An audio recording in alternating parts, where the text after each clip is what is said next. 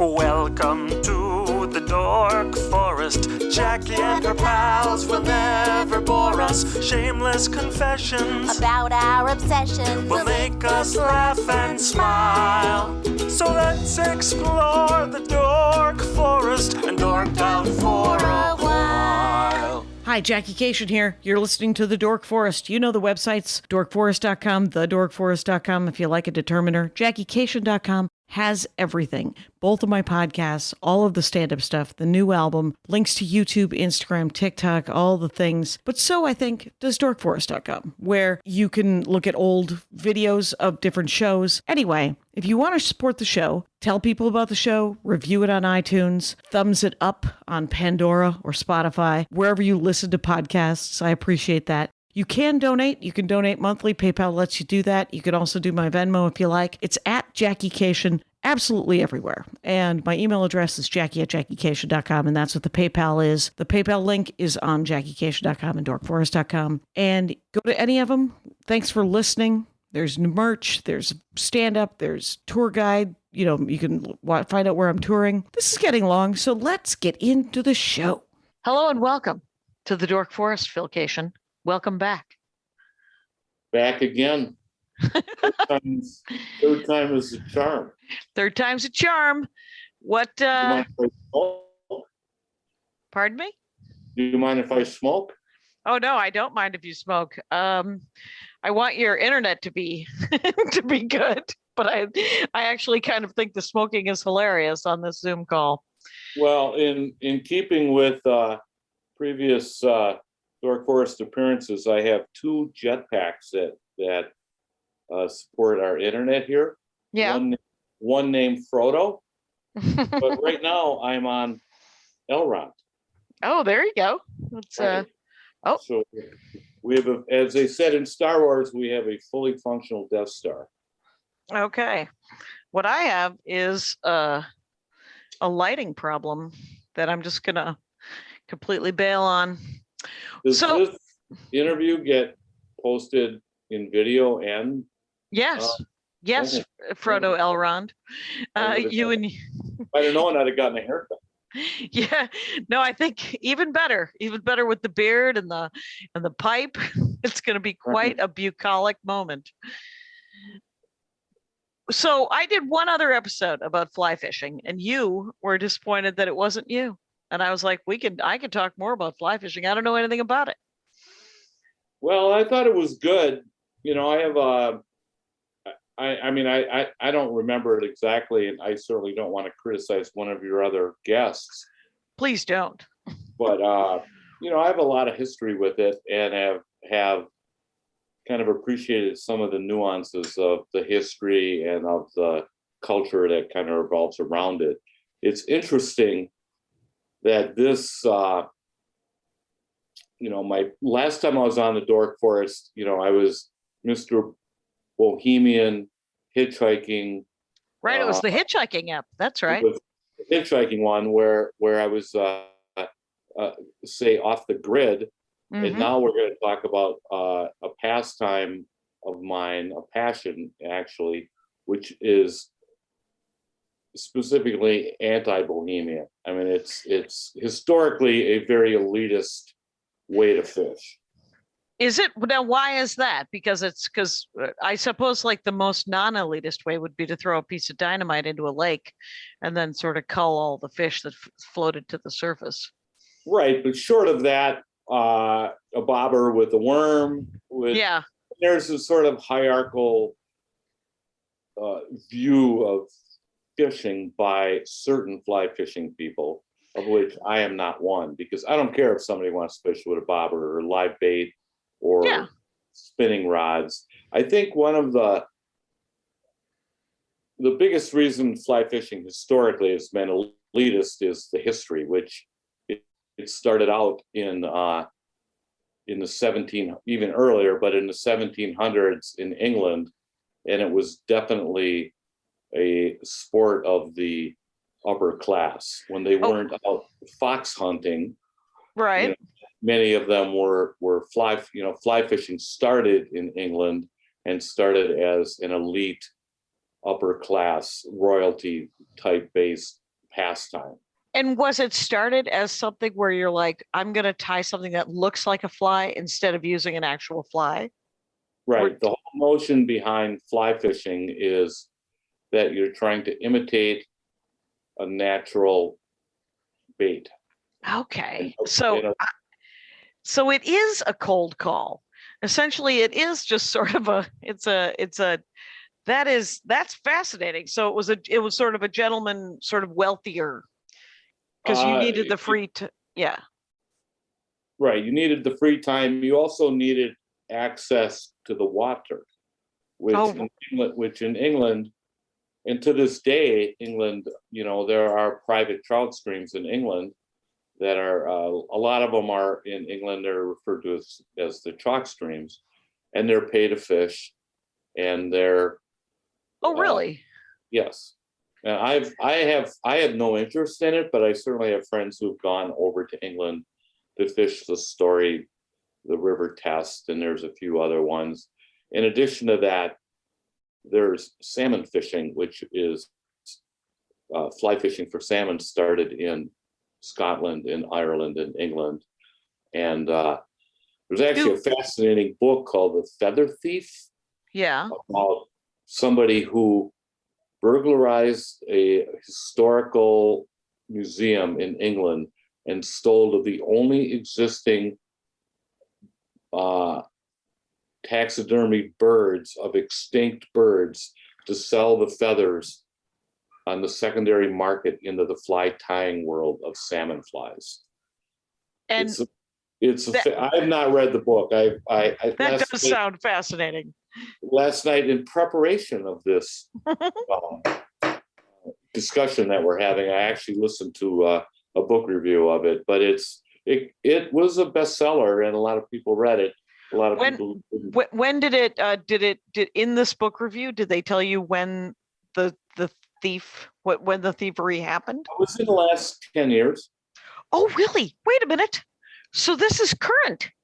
Yes, there's still an underground world of people who want to tie, especially salmon flies, with extinct bird feathers. Wow. What a pile of assholes. And these taxidermy birds were stolen from, that they were the only existing copies of those extinct animals. Of these extinct animals, and the fact that somebody would steal them, and the fact that people in Norway would buy these feathers in order to tie salmon flies is pretty funny. But that's I think funny, horrifying. Yes. Yeah, it is horrifying. I wouldn't do it. No. I would turn those feathers down. So when I talk about the elitism of fly fishing, you're not kidding. It came from England, and the history of fly fishing in the United States was predominantly the upper classes in New York, Pennsylvania, in the original northern 13 colonies. Wow. And the whole idea of fly fishing is you're attempting to imitate, and originally it was attempting to imitate an aquatic insect. And in certain circles, it was attempting to imitate a floating insect. So you wouldn't lower yourself to fish because, as I'm sure you know, a mayfly has multiple cycles within their life. You would think I'd know that. Sure. You have your pre-emergent insect, which is called a nymph. Okay. The majority of their life, and in fact, for trout, probably 80% of their diet is pre-emergent insects or crustaceans or baitfish or something like that. So you have a pre-emergent mayfly, which is a nymph, and then you have what's called an emerger, which is where the nymph sheds their shell back and they start swimming toward the top of the water in order to become what is then called a dry fly. And then and then when you hear people talk about matching the hatch, when it comes to trout fishing, that's what they're talking about. And there are hundreds of different kinds of mayflies, caddisflies, dragonflies, damselflies, Okay. and there are flies that are tied to represent those specific insects. Okay. And you could have a mayfly hatch where the trout are going crazy. You're seeing trout rising everywhere, eating these bugs, both as they're emerging, swimming up to the top of the water, as they're sitting on the water, drying their wings, and then they fly away. And if it's a Baetis or blue-wing olive mayfly, which has a greenish body, is a little smaller, and if you threw a caddisfly in the middle of that, you could drift it by a fish until you're blue in the face. Or sometimes, if the body of the mayfly is green and you're throwing one out that's the same looking fly, maybe a little smaller, a little bigger, maybe yellow, they won't eat it. It's not always the case, but it's a trout especially, and that's the origin of fly fishing, is primarily trout and salmon. I have so many questions. First of all, and trout are clearly not colorblind. No. Their eyesight must be incredible up there, because some of these flies are tiny, right? Really? The nymphy ones. Really? Like metrically tiny, like. Hold on a second. Hold on a second. And then my real question is are trout and salmon, are they indigenous to, where are they indigenous to? Well, that is a fascinating question. Yes. Well, let me look at that fly in your hand first. Okay. What are you showing me? This is what for many would be a fairly large dry fly. Okay. Which is There- just that. Wow. All right. And that's probably 3 times as big as some flies. Okay. You might get a little spinner here. Okay. Is part of the life cycle of a mayfly, which I want to finish, because when the dry fly or the dun is sitting on top of the water drying, that's when the trout eat them off the top of the water. And then they fly away and they mate. They reproduce. And if they are clever enough to get away from the trout and the birds, because the birds are keyed in to bug hatches as well. So you'll see, birds just swooping over a hatch of mayflies, eating the bugs. So, but they all don't die, as it is in nature. They go away, reproduce, and then, unlike us, when they're done reproducing, they die. Okay. And they fall on the water, and that's referred to as the spinner. So you have the emerging nymph. First, the trout eat nymphs. Okay. Nymphs live a long time, a year, 2 years. And then they emerge and they have a shell casing, and that opens up and the wings come out, and then that's an emerging fly, and then they sit on top of the water, and that's a dry fly, and then they fly away and they fuck, and then they die. And then they die. That's how good it is for a mayfly. That's how good it is. And they die. And then they fall on the water, and then the fish also eat the spinners. Okay. And the spinners are just like sort of the carcasses of the spent fly that has had coitus. Yeah, and instead of having upright wings, the spinners will have what are called spent wings, which means they're straight across versus upright. Okay. And the entire time you're fishing the hatch, it's important to recognize what stage the trout are keyed into. Oh, can you tell when you get to the stream where the bugs are at? You can always speculate. And Yes. I'm on occasion I'm right. Okay. I'm more right now than I was in 1980. Oh, I wrote this down in 1988 when I started fly fishing. Okay. I've been doing this a long time. I wouldn't say I'm a pro by any means, but I'm pretty good at it. And you can tell sometimes by the splash. Sometimes if it's an emerger, you'll see a fish will be swimming up to eat that bug as it's emerging, and it'll break the water. So the way you watch, sometimes you can tell by how the fish move toward the insect. Okay. Right. And if they're dry flies sitting on top of the water, a lot of times fish are just sipping them. Okay. And then with spinner falls, it's the same way. And spinner falls, more often than not, although there are exceptions, more often than not occur in the evening. Oh, okay. And so that's, in my opinion, it's dry fly fishing for trout is what I enjoy the most, because you get to see the fish eat it. It's a bit of a puzzle. You need to figure out what the bug is. You need to figure out what size it is, what color it is. And you need to then also present that fly in a natural, because there's already lots of bugs on the water that don't have hooks on. Right. So And, why would the fish get involved with your hook? And generally speaking, that's what they prefer to eat. Yes. There's no nourishment that comes from chicken feathers, which is what a lot of the flies are tied. Do fish have a sense of smell?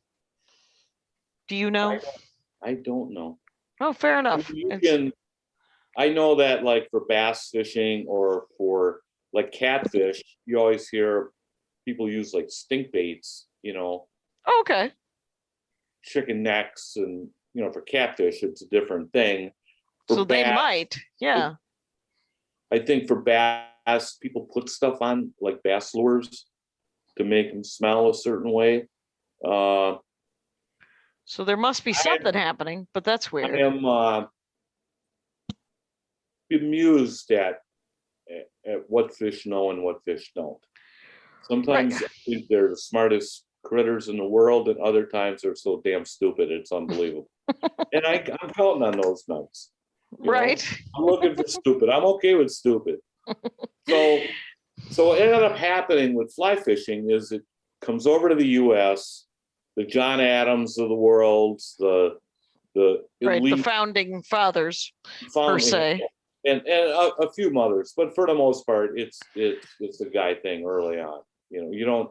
Although I'm sure I say that because there were probably lots of women fly fishing, and there's just no record. Yeah. Didn't get the pub as often occurs. Right. As often occurs, the publicity is left by the wayside. But all the writing is about, and this is in the 1700s. This is 1800s. There's a lot of writing, and that's one of the other, not to digress into a whole nother line of, that's one of the other things that I really appreciate about fly fishing is there is a substantial category of books about fly fishing. And there has been for 150, like they've been writing about it for hundreds of years. Isaac Walton wrote one of the first books in England about fly fishing. There's people in New York and Pennsylvania. And it continues until today. There are some, incredible writers who write about fly fishing, and it has a very ethereal, elitist sort of, you can use any kind of Zen, it's a much more poetic way to fish. It's not the most efficient way to fish. It can be in those, like for trout, for instance, in that moment where there's a hatch going on, you need a bug to catch those fish. Mm-hmm. But the fact is, a lot of other times, you're probably better off fishing with a worm. Okay. Or a crayfish, or some actual food. Yeah. Marshmallows. I mean, that's a bait that some spin fishermen use. They use Lucky Charms marshmallows. They're supposed to be a great trout bait. I would tie a fly to look like a Lucky Charms marshmallow. Sure. Aesthetically pleasing. Mm-hmm. And in the older days, in the old times, the technology around, the key thing to recognize about fly fishing as opposed to spin fishing or bait fishing is you're casting a rod or a pole. So you can call it a pole when you're not fly fishing. If you're fly fishing, it's a rod. But if you're casting a fishing pole and you have to throw it across in a pond or a river or something, what's giving the momentum to the line is the weight from the bait or a sinker or the bobber. And that's what propels it across the water. And then it sits on the water, floats in the water. Sure. When you're casting a fly, obviously, this fly weighs nothing. Yeah. I mean, I could actually weigh it for you. I have a scale here somewhere. But I'm actually in my you're in your fly tying room, right? It's my office where I'm still pretending to work, but I also tie flies here, smoke my pipe. I have an exhaust fan. My wife, by the way, I'm congratulations. Yes. Married. My wife lets me smoke in this room. Sure. It's got a window. It's got a fan. I have well, right now it's 2 below zero. The window's closed. But sure. And I could go trout fishing now. The season's open. Oh, the season is open right now? Yeah, there's a catch and release season in the winter. Now that's another question I have. So was it always catch and release with these gentlemen fishermen back in the day, or do they keep them? No. And in fact, the private streams in England, they still had to keep the fish. And which brings back one of your other questions, which is frankly a fascinating question, almost as fascinating as the life cycle of a mayfly. Let's hear it. Whether or not these fish are indigenous. Right. And we're still talking about trout. I think as we wrap things up toward the end of this conversation, I'll talk about what's become more. I still like the trout fish, but there's other species I enjoy fly fishing for. But the native trout, I think in England there was native rainbow trout that were migratory fish from the ocean that would go into the rivers. Obviously, salmon are migratory, although there are some landlocked salmon. But most of the trout that are fished for in Europe are brown trout. Okay. And they used to, even people here in the U.S. used to refer to them as German brown trout. German brown trout. Yeah, they're German brown trout. Right. What the Germans have to do with it? That's where I believe that's where those trout came from. Oh, that they were originally sort of from the Germanic sort of geography. From the mainland. Exactly. And the British, for whatever reason, when the sun was not setting on their empire, they were stocking brown trout like all get out. They were taking them all over the world. You can go to Argentina, you can go to Chile, you can go to Patagonia. Patagonia's that you can go to Australia, Indonesia, New Zealand, Tasmania, all throughout India. Did they bring brown trout to India, to your knowledge? Because the British were all over India. Right. Their sun hadn't set. When we're done, I intend to Google that. Right. But so the brown trout that I fish for across the road from my house, because I live on a trout stream. Right. I'll tell the masses of the dorkdom, it's the Rush River. Go fish somewhere else. Did you ever try the brown acid? I digress. I did try the brown acid. But so the rainbow trout might have been indigenous to the British Isles. Right, because they may have had migrant. I'm not certain they were. Okay. Because I think the rainbow, those are referred to as steelhead, are indigenous to the Pacific Northwest Oh. and Alaska. And Wait, they so a use- rainbow trout and a steelhead trout are the same? Essentially, they are referred to Essentially, they're the same fish. essentially. Okay, fair enough. The brown trout was brought over to America. Prior to the brown trout, the indigenous trout in the eastern United States was the brook trout. Okay. And in the western United States, for the most part, the indigenous fish was the And how was the cutthroat trout. oh, the cutthroat trout. And was it called that because it had some sort of gill at its neck? Yeah, it did. It has like a red scar on or red And what splash. would be its neck? And the brook trout, was that just because it was found in brooks? No, they're in lakes as well. Okay. And if I were a true trout snob, Yeah. I would have all the Latin names for you. Well, here's including the bugs, by the way. They all have Latin. I have friends who know the Latin names. Oh, well, good for them. Here's my question. Good for them. Have you ever tried different kinds? Like, do they taste different? Oh yes, brook trout are delicious. Brook trout? Brook trout are your favorite of the trout Brook food? trout are really good. The meat tends to be, especially. This is another nuance within the trout. Please. There's stocked fish and so what's happened is you have the German brown trout or brown trout. It has in many cases supplanted the native brook trout. Fair enough. Primarily, they're able to sustain themselves in slightly warmer water and slightly more polluted water. Okay.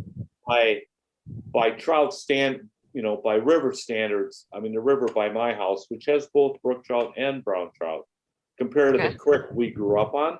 Yep. The river we're on is, it's still really clean, but brown trout tend to be able to handle slightly warmer water, and they also are much more aggressive and will take over a brook trout stream.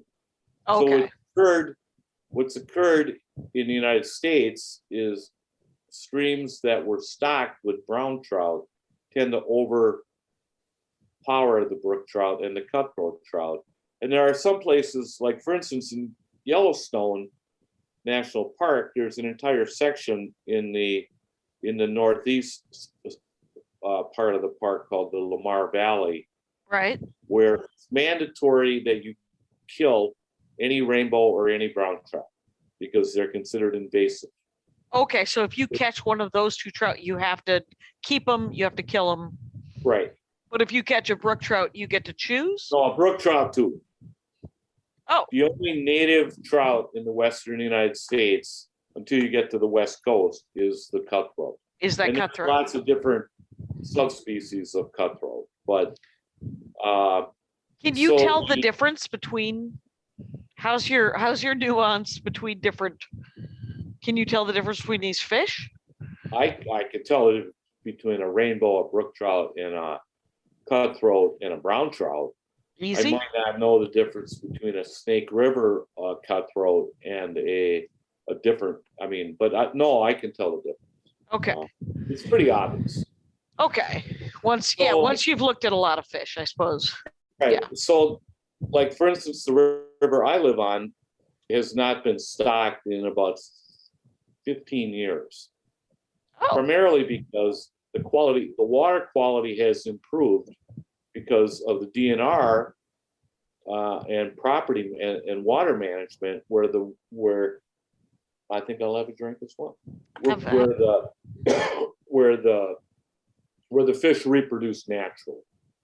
Okay. So they don't stock So it. it's sort of healthier, so they haven't had to stock it. It's incredibly healthy. The river I live on Yeah, has 7,000 fish per stream mile. that which is feels solid. crowded. That feels super I crowded. know, No? it's solid. It's really Okay. healthy. It's a very Is it healthy trout stream. how now here's something I don't know anything about is the size of the difference between creeks and streams and rivers. Is it the size of them? I think it's whatever vernacular people use when they named them. Because we You know, grew it's up by kinda the like- creek. Yeah, What is that a stream? Is that what you call that a stream? I would, or a creek. I Yeah. think it's kind of like, what's the difference between a boat and a ship? Well, you can put a boat on a ship. That I think is On a the boat. definition. Yeah. Right. It's a little more.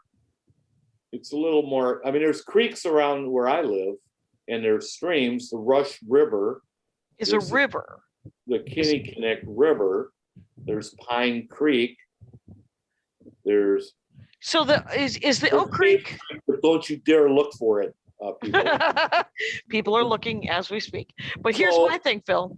Here's my current question. Let's talk briefly about the Oak Creek Creek where we grew up. Have you ever fished it? Since you were a kid, I know you did when you were a Well, kid. I didn't fish when I was a kid because that No, would involve somebody actually buying us equipment to fish with. Right. But you crawdadded, right? You. We fished for we hunted crayfish with liver on a string, and we used seine nets. Mhm. The Oak Creek, below the dam by the what used to be the skating pond, does get a migratory run of salmon and rainbow trout. Oh, really? Yes. I wouldn't go out of my way to fish it. I wouldn't fish it. I'd give up. It's a ditch. That's a Right. ditch. But even now, like the Milwaukee River gets a run of migratory rainbow trout or steelhead and salmon. Okay. The Root River outside of Racine, or goes through Racine, that gets, and those are all because of stocking programs. Those fish Okay. are almost all. There's no natural reproduction occurring in Oak Creek. Okay. Water Yeah. quality could never sustain natural reproduction. I am curious if I were to ask Dad about it, like if he ever fished it when he was a kid, because I know that he's fished some rivers or a lake in Muskego, but lake trout are different, right?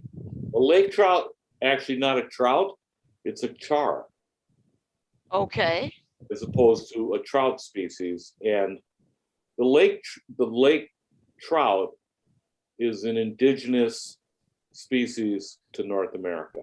It's indigenous to the Great Lakes. Okay. For instance, in the Great Lakes now, you can catch brown trout, you can catch I bet. rainbow trout, Mhm. you can catch salmon, you can catch fish called a splake, which is a mix between a lake trout and some other kind of trout. I'm sure it was consensual. Yes. No, it was forced upon by Oh, I'm sure. by fisheries biologists. Oh, God. But those are all non-indigenous, some would say invasive. However, the beauty of those fish is there's a reason why there are not thousands and millions of alewives washing up on the beach, Yeah. Milwaukee, because the DNR planted the Great Lakes with predator fish, the lake trout, which is indigenous, but the salmon and the steelhead eat alewives. Oh, God. And so That's great. that's why the alewives and the smelt as We used to aren't as say. prevalent in the Great Lakes anymore because of these. Yeah, the alewives were gross. Yeah. It's not indigenous as well because the alewives came up through the St. Lawrence Seaway and died on the beaches. Oh, is that what that Oh. was? Okay. So the introduction of all these non-native species has created opportunities for fisher people. Mm-hmm. Mm-hmm. Great. It's also endangered indigenous fish, which is sad. Sure. Typically, the introduced species tend to be bigger. Yeah. Which, as a fisher person, I kind of look at fishing like I look at money. More is better and bigger is better. You know? Right. So, but do fish get tough? Like, if you ever go to a Whole Foods and you get yourself a step 5 chicken, you're just using that for stock. Because it's an old chicken. There are a lot of people who claim bigger fish don't taste as good. Oh, really? I don't necessarily buy that, but there's a lot of people who think that. So the whole, fisheries, there's politics around indigenous fish, native fish. What's a native? We have brown trout that reproduce across the road from me. Right. So technically, that's a native fish. It is now. They're not, but they're not indigenous. And right. Frankly, even the brook trout that we have here, some of them aren't indigenous. And it can be a rabbit hole. And I'm actually on a couple of Facebook pages where we actually discuss this. Oh, really? I'm sure. Yeah. There's a Wisconsin fly fishing page. So okay. What came out of the 1800s was, like I was saying originally, the way you cast a bobber or a lure when you're spin fishing with a fishing pole is the weight of the lure or the bobber or the bait is what propels the bait across the water. Right. With fly fishing, you're casting the line. Oh, it's the weight of the line. It's the weight of the line. And that's why when you see pictures of people fly fishing, they're going back and forth, because the line is what propels. What's attached to the line is a leader, which is monofilament, and it's tapered so that the section closest to the fly line is heavier and thicker, and then it tapers down to a fine point so that you can actually put one of these on your, I've caught 5-pound fish on hooks this small, but you need a tapered leader, and you need it tapered in order so that when you're casting, your fly presents itself in a natural way. And okay. Historically, what happened before the 1950s, fly rods were primarily made out of bamboo, and fly line was made out of silk. Okay. And the leaders were made out of catgut. Okay. Which, if you lived in your neighborhood, you'd have lots of access. We have a lot of feral cats. It's true. Yes, we do. So when the technology changed in the 50s to where now fly line is made, 3M used to make fly line. Fly line is plastic, basically. Right. It's tapered, it's manufactured. There's dozens of different types of fly lines, and leaders are monofilament and they're plastic. Okay. And so what it did is it introduced, because prior to that, it was a very elite, very time-consuming, expensive. You would fish with silk line. You'd have to dry it before you'd reel it up. You'd have catgut leaders, which were much more fragile. Flies tended to be a lot bigger, and the invention of plastics or synthetics for fly line and leaders revolutionized not only how accessible fly fishing became, but also it had all kinds of impacts on the technology as well. You could have smaller hooks, you could have smaller flies, and it became cheaper too, I bet. It became cheaper. It still was, historically, has been considered an elite. I don't believe in a hierarchy for fishing. I think if you want to go fish with a hook and a worm, knock yourself out. I don't do it, but I don't want to. But I would never I would never judge one of my neighbors because I have lots of neighbors here who fish. Mhm. And if they want to fish with bait or with lures, I don't care what they do. But Are they catching trout though oh yeah, with bait and lures? oh yeah, Okay. yeah. Because- Sometimes bigger, Oh, sometimes more or bigger or oftentimes bigger trout. okay. I mean, when I go out to catch really big trout, I actually go out at night, like from 11 in the summer, from Mhm. 11 at night to like 3 or 4 in the morning. And I tie flies that look like mice. And they're Oh, big. They're big. They're big, and you fish in the complete dark because brown trout, perhaps you didn't know this, the big ones are very nocturnal. They tend to eat at night because they're savvy. Okay. So they're more likely to feed at night, and they're eating, baby ducks and mice and Wow. big things. So you go out at midnight in the dark, it's a little more challenging to fish in the dark, primarily because you can't see. Right. Can you You don't have a do you do it by moonlight? I have done it by moonlight. Frankly, it's better when there's no moon.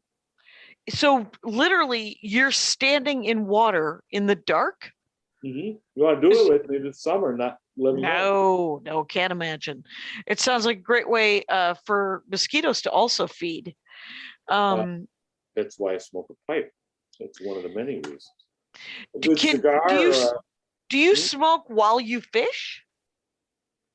When I think about quitting smoking a pipe, which I think about more often than most people probably think, Right. it occurs to me, what would I do when I'm fishing?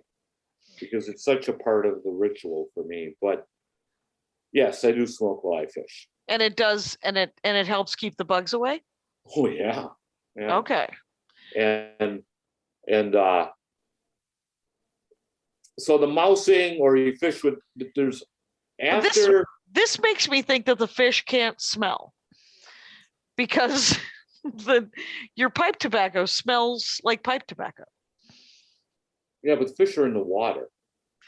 I'm not Right. blowing I'm not blowing smoke up their asses, It's not going into the water, it's going into the air. Right. Now, let me ask, so when you're fishing in the dark and it's like this thing where it's back and forth, back and forth, back and forth a couple of times, right? And then you release it? Is that how you cast? Mhm. It's sort of a wind up kind of situation. How Well, do you need to load the line. I mean, you throw the fly line behind your head. When Okay. the fly line becomes parallel, then you throw it forward. If you Okay. ever watch the movie The River Runs Through It, Not as much as you, but yes. that's a beautiful film. It's a beautiful film. It's less, in my opinion, less about fly fishing than family. Right. No, it is definitely not necessarily enough fly fishing. It has a plot. Well, Not that fly fishing doesn't, but well, and that book, The River Runs Through It by Norman MacLean, Mhm. is a stunning piece of literature. And in fact, I just read a book by Norman MacLean's son called Home Waters. I'd recommend it to everyone.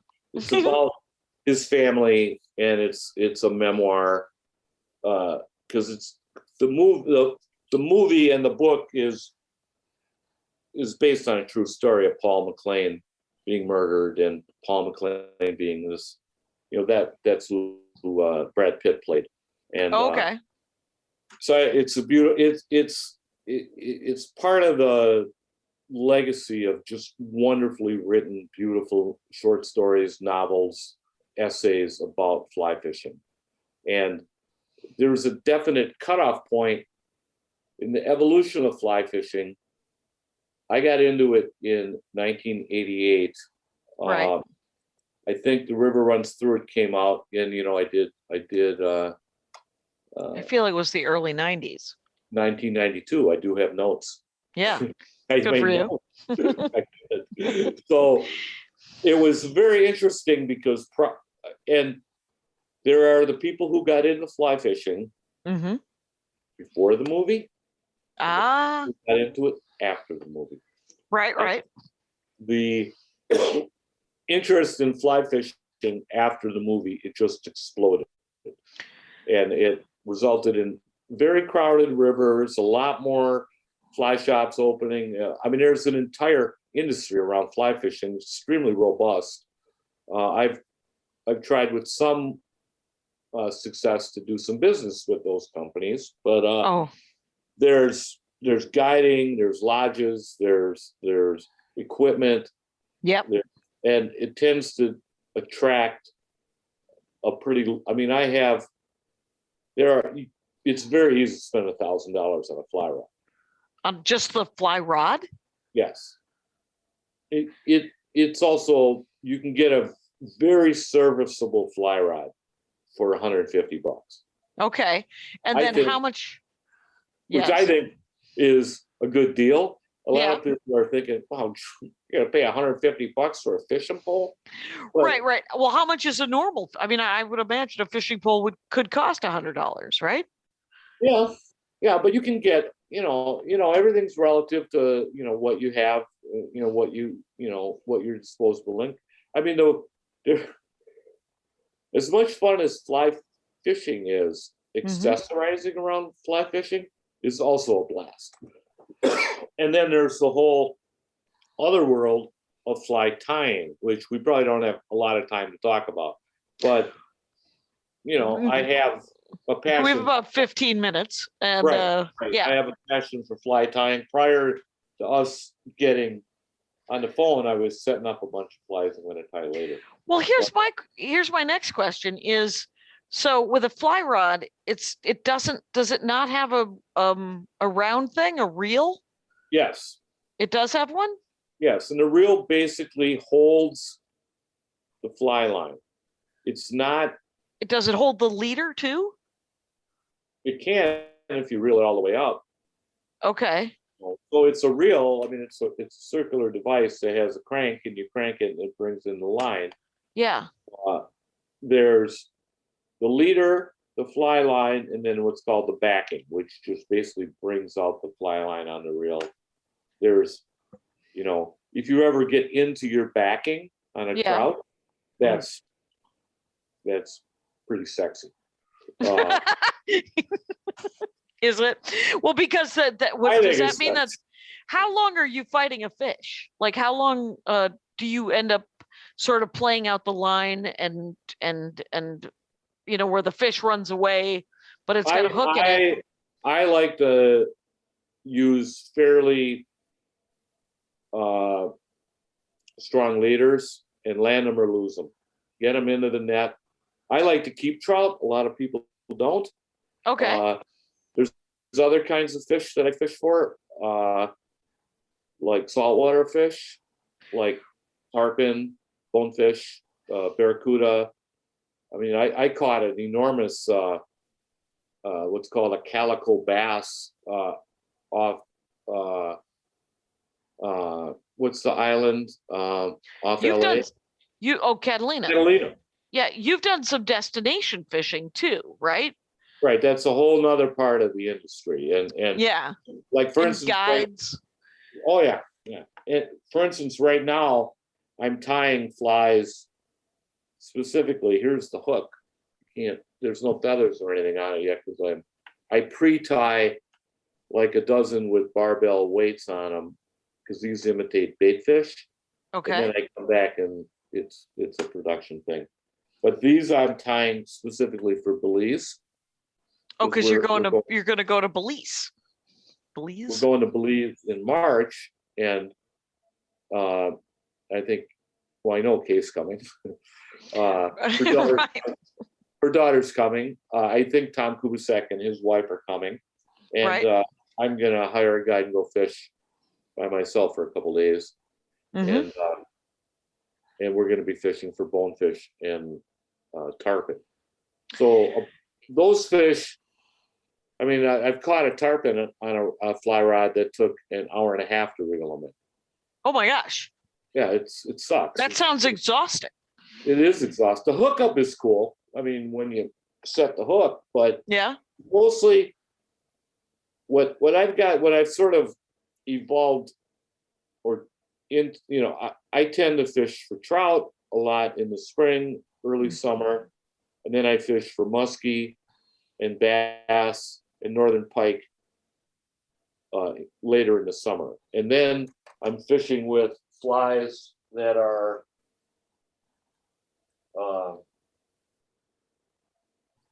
this big. Oh my gosh, that's huge. And that looks like a cork on the end of it. It is like a cork on the end of it. It's a floater. But you can even get into fishing with flies that are this big. What are that looks bigger than any fish that you would catch. Uh, What I do they thought- what do they bite? What part do they bite? well, there's a hook at the end. Where's the hook? There. So you're And- hoping for them to swallow that entire thing, which looks to be about 6 or 7 inches long. Yeah, my preference is that they just get it in the lip because this is a musky fly. Yeah. And it must have big teeth. And so, Can you so this ever would be this one. reuse a fly? oh yeah, Okay. yeah. This fly probably took me 2 hours to tie. And Okay. it's probably got about $4 worth of materials. So I'd like to get more than one use out. Right. It's That would be ideal. But I end up with lots of flies, like yeah. this many. Yeah, that's a bunch of flies. Yeah, well, these are all pike and musky flies. And it's primarily what I tie. I tend not to tie. Well, not tend. I don't tie trout flies. I just buy them. Oh, you just buy them. And how much is a trout fly? I mean, this sounds very expensive. I don't know if your children are $3 each. Yeah, $2.50, $3. I got a friend who ties trout flies, and I'll place an order with him Okay. for maybe 6 to 8 dozen in the spring. Okay. No, it can be expensive and it cannot be expensive. And the culture around fly fishing and the snobbery around it, I mean, there's a definite class distinction. It's a lot of bullshit, it's Right. and I've been to places in Montana and Idaho and Wyoming and Colorado and then saltwater fishing where it's very elitist and very, very expensive. I was talking to a guy once who in Montana who would go to a lodge with 3 of his golfing buddies. They'd Mhm. hire 2 guides. He told me the lodge had an excellent wine list. The guides are probably $500 a day. They hire 2 guides. They fish so it's $1,000 a day, and they're probably for the 4 of them, they're probably spending for a 4-day fishing trip $10,000 to $12,000. Wow. And at the time, I had a Tacoma pickup truck with a bunk built in the back. Yeah. I took him outside the restaurant that we were eating, and I said, "You see this? No wine list, a bunk. Mhm. I'd be in a bottle." I didn't need to It's know a that, different but you world. know what? I think the Rangers did. So the world could be as expensive or as wealthy as you can stand it, I suppose.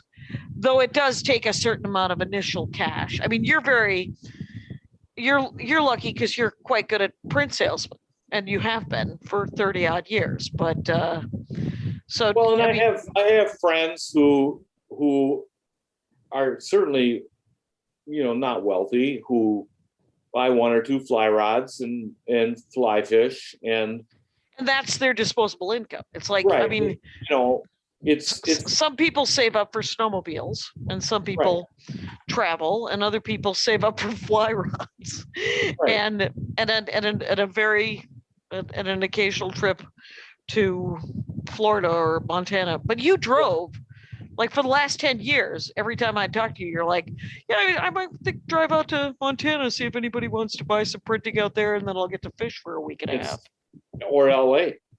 Yeah, yeah. I mean, I've done really well business-wise, kind of combining the two hobbies. Or I don't really look at fly fishing for me as a hobby, but What do you look at as it's just it's part of it, right? It is an ethereal thing I do. Okay. Yeah. And there's that whole world of fly fishing where people want to turn it into this Zen spiritual blah blah blah blah blah. But you know what? It's pretty damn cool when you're wading in a river, the water's moving, and I'm in a river in Montana, and the water's gonna go into the Missouri, and the Missouri is eventually gonna go into the Mississippi, which is the same freaking river that the river outside of my house goes into. And you're standing in the moving water, and you see this magical thing happen sometimes with trout, where suddenly these bugs start popping up, the fish start eating them, the birds start flying. It's a phenomenal experience. It goes beyond, but it's also just fishing. And so Right. It's also, and I've met lots of people, lots of people where it's just fishing, and some people where somehow, I'm not Buddha, on the trout stream, but there are times where it's a very ethereal thing. I love to show it to people. I'm very good at it, at teaching people how to do it. It sounds like it's both for you.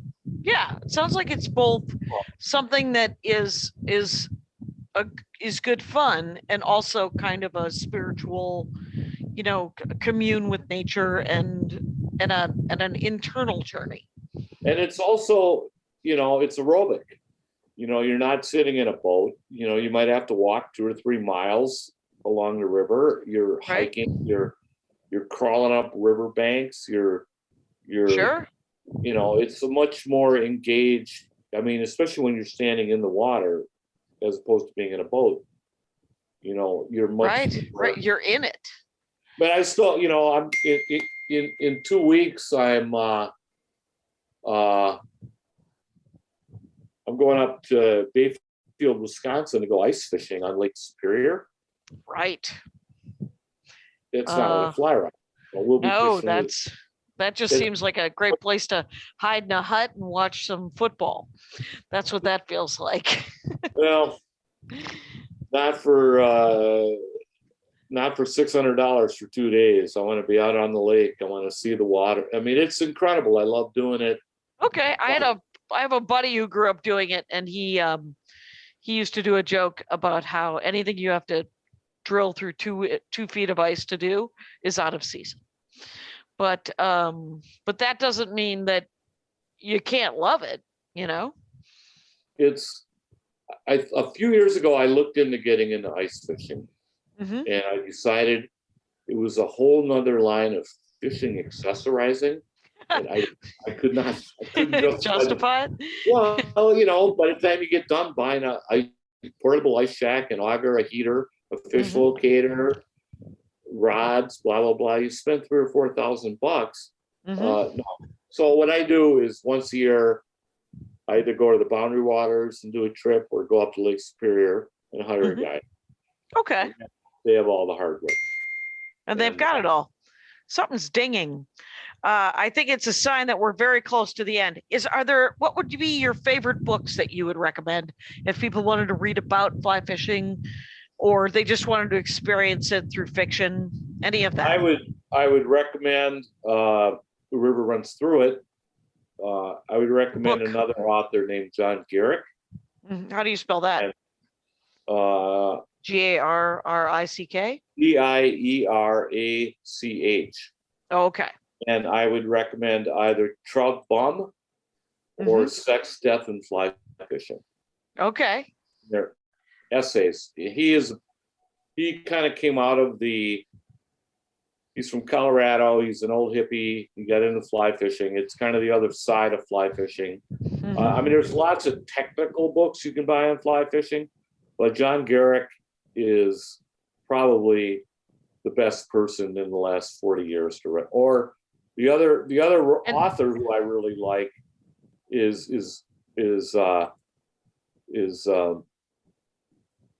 Jim Harrison. Are those essays as well, or? Well, he's a novelist, and many of Okay. his books include fly fishing. There's Trout Fishing in America by Richard Bardigan, Sure. which was a classic hippie. He took the brown acid, trust me. But I think if you just want kind of a snapshot of kind of what I enjoy about fly fishing, that John Garrick is really good, especially his earlier books. And then The River Runs Through It is just the families. You know, the fly fishing is a metaphor for art. Mhm. Paul is doomed and brilliant at the same time. Sure. And that movie is gorgeous. That movie is a, Robert a Redford beautiful film. did right by it. Yeah. So so that's my That's that. That is your current dorkdom. Thank you so much, Phil Kashian, for being on the Dork Forest yet again. I'll see you in a day. I'll see you tomorrow. And Rangers, you know the rules out there. Take care of each Okay. other. My hat, my hat, my hat. They're dancing around my hat, my hat, my hat, my hat. Well, what do you think of that? If it looks like a Mexican hat dance and it sounds like a Mexican hat dance, it's most likely a Mexican hat dance. So take off your hat and let's dance. Yay! Oh my God. Why don't we just call that as the end of the show?